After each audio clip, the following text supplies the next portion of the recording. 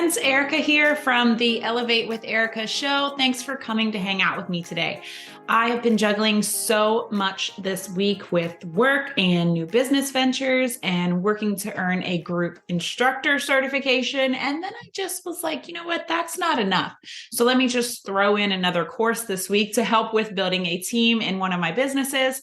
Plus, my family and I are headed to our first camping trip of the season this weekend.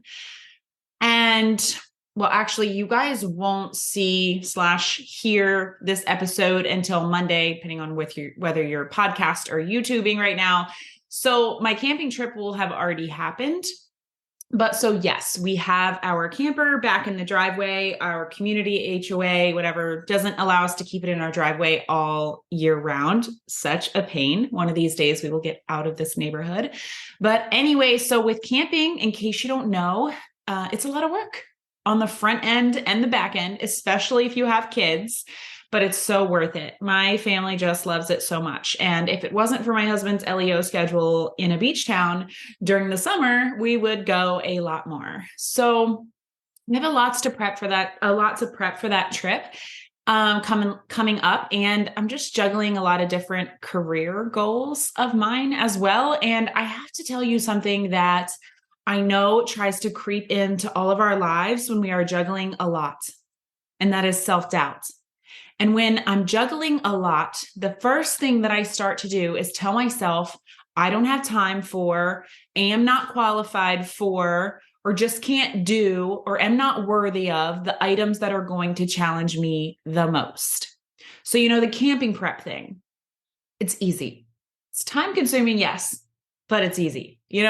Maybe for you, it's cleaning the house or spring clothes shopping for the kids because they just don't stop growing, or grocery shopping because they also just don't stop eating. Sometimes grocery shopping actually isn't so easy. So maybe I take that one back, but you get the idea. The to-dos on the list that are the least challenging for you, those are the ones we start distracting ourselves with. Distraction is just procrastination. And we start doing those things first, and we probably take a little more time than necessary on those things, right? Until we get to the point where it's true. You actually don't have time for the other more challenging things because, you're human and we need sleep. So boom, excuse validated. And so with my personal development over the last few years, I can call myself out pretty quickly on this, but I'd be lying if I said that there wasn't a few seconds where I thought, why did I sign up for that recruiting course at a time like this? I don't have the time to really plug in and apply that stuff with my upcoming trips. Why am I getting this group instructor certification when there's so many other more qualified and experienced instructors already in my area? Like, who is going to want to come to my class? Do I even want to lead a class?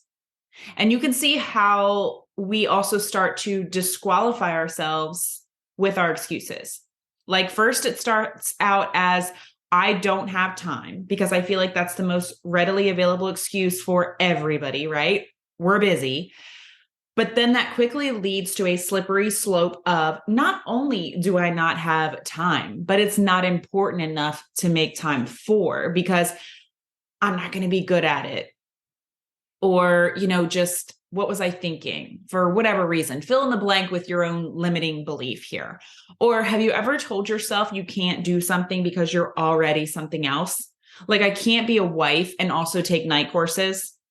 I have to do wife things. I don't know. I kind of just made that one up, but I have definitely said, like, I can't attend that online workshop, or I can't be on that Zoom meeting because I have to make dinner. Like, really, Erica? If it's going to move your business forward, get you closer to a big goal, then they can order pizza that night, right? Or, like, it won't kill your spouse to have him prepare dinner that night. Or have you ever said, I can't be a mom and also turn a passion of mine into a side business, or squeeze in a 30-minute workout?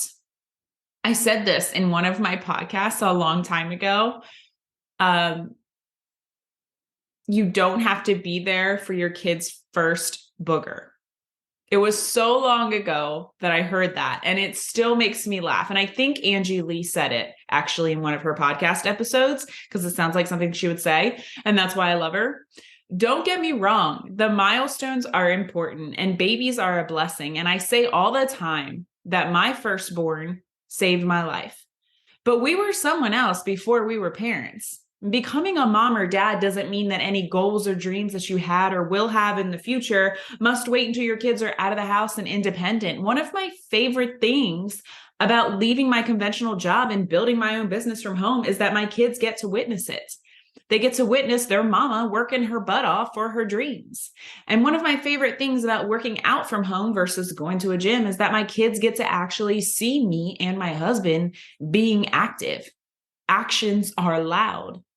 And I love that I get to be the example of hard work for my boys. So here's the thing.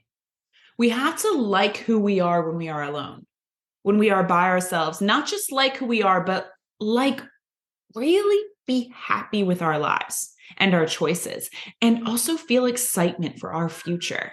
Because if you don't feel those things when you're alone and the kids are in bed and the husband's doing whatever he's doing in the garage and your work day is off, you are left with those dreams still tugging at your heart that you told yourself you didn't have time for or weren't worthy of or wouldn't be good at.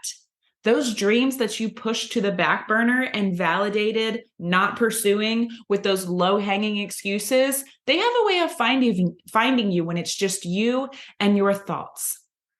Those things don't stop tugging. They are on your heart for a reason. Ever since I was little, I watched my mom make time for a daily workout. And I think that's where my passion for fitness started. And I would see these people with incredible fitness results and accomplishing these physically challenging things. And I wanted to know what that felt like.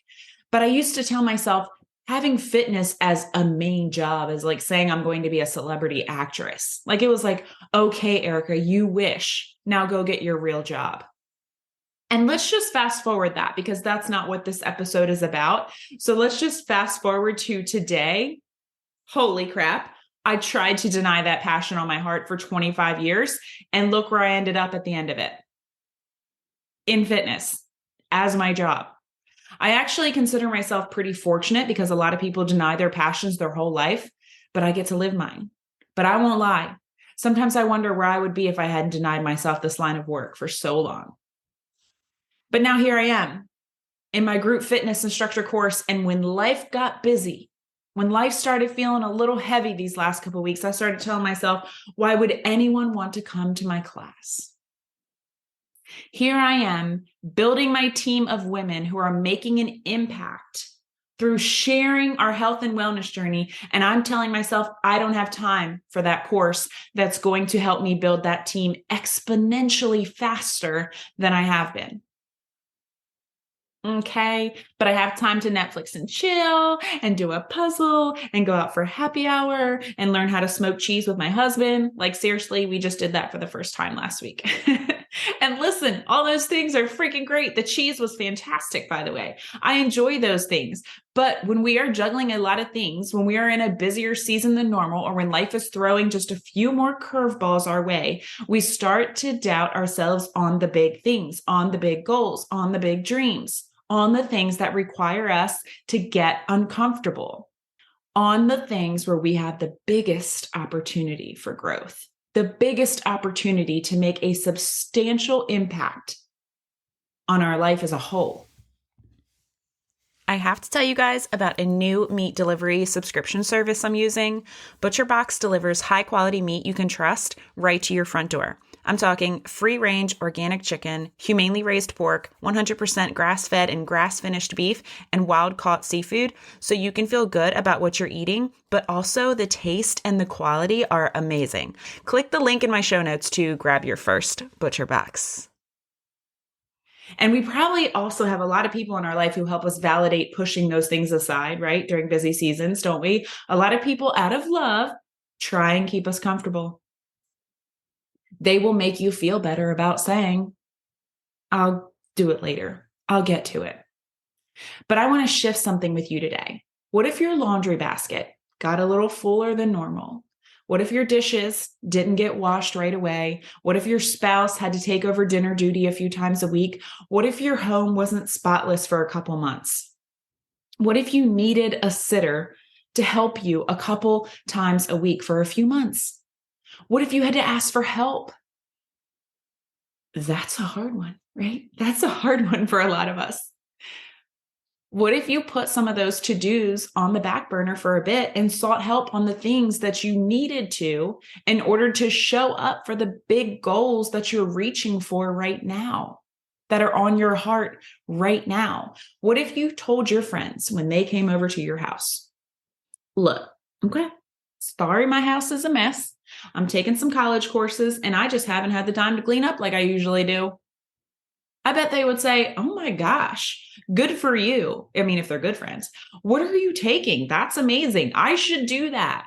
Or what if they came over and you said, my house is spotless because I decided not to start that workout program, not to take that course, not to build my passion project. Don't you just love my empty sink? Like, who freaking cares? That sounds ridiculous that way, right? But we so easily prioritize the things that don't really matter over our dreams because we doubt ourselves. We doubt we have the time, the skills, the ability, the worthiness. And here's what you need to know. Everything you need to succeed at the dreams on your heart is inside of you right now. You are already the person who succeeds at whatever the thing is. You just have to tap into it.